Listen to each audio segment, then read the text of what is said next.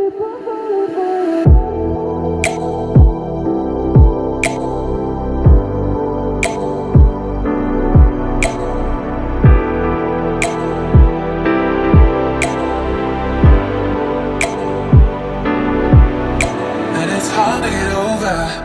a beautiful lie. When I still want you closer, I am longing for closure, and I'm wondering why. No matter what I do, I keep on falling for you.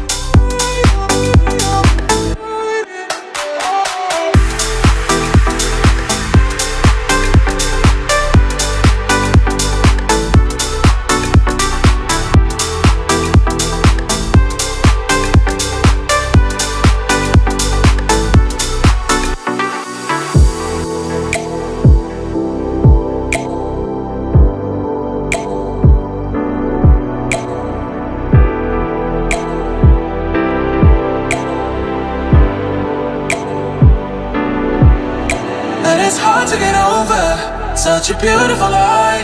When I still want you closer, I am longing for closure, and I'm wondering why.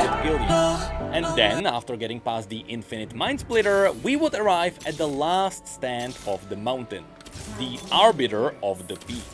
The last guardian standing in the center of the peak, separating mortals from the celestial realms. This is the creature that leads the mortals who survive the climb directly to the Celestials. In fact, that's what you can see here.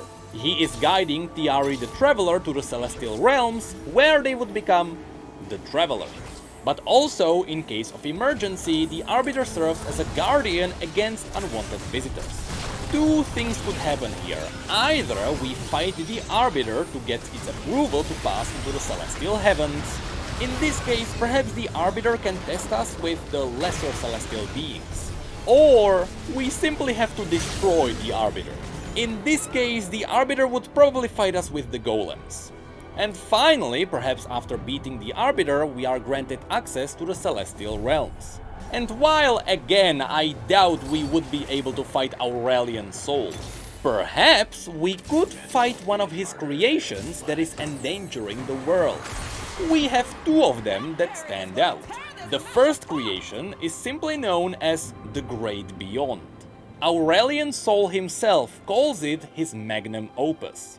This is essentially a smaller celestial dragon created in Aurelian's image. So this would be like fighting Aurelian himself, except this would make sense. The one I believe might be a bit more appreciated, however, would be the one known as the Scourge.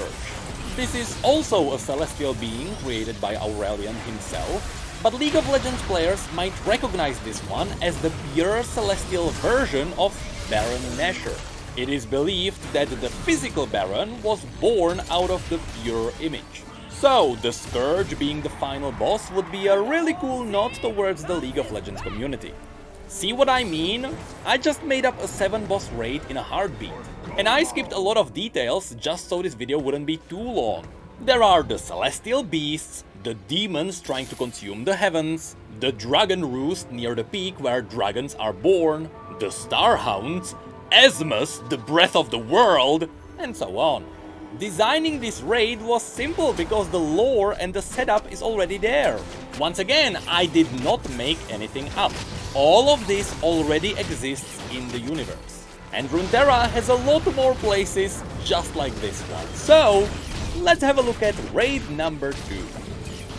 The one raid I know as a fact people would love to see is a Darkin raid. You can pull this off in a lot of different ways, but since the roots of the Darkin lore are in Shurima, the raid would most likely be in the deserts.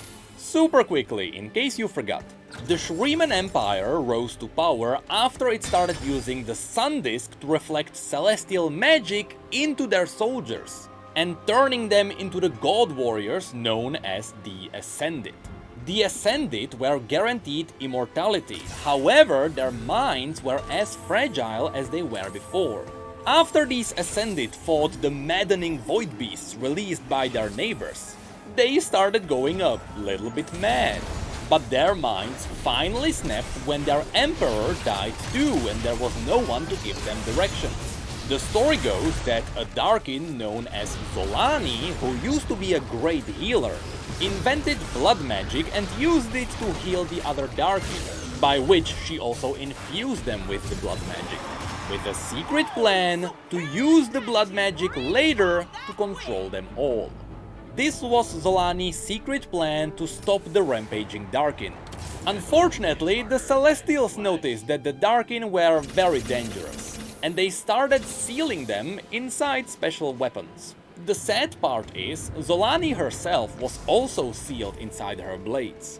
So since Zolani was sealed away, there was nobody to control the others. And as a nice bonus, the remaining Darkin were now empowered with blood magic. Fortunately, in the end, the Celestials sealed all the remaining Darkin inside their weapons too. But stupidly enough, the Celestials let mortals to safeguard these Darkin weapons. So of course, some people were tempted to pick up the weapons and use them for their wars. At which point, the Darkin immediately dominated the minds and bodies of those who picked them up. So yes, these rampaging god warriors managed to free themselves. So now, let's quickly go through those who would serve as big raid bosses. Perhaps the most famous one, and as far as we know, the most powerful one, is Aatrox. After Aatrox was sealed away, his blade was picked up by a random warrior in the north.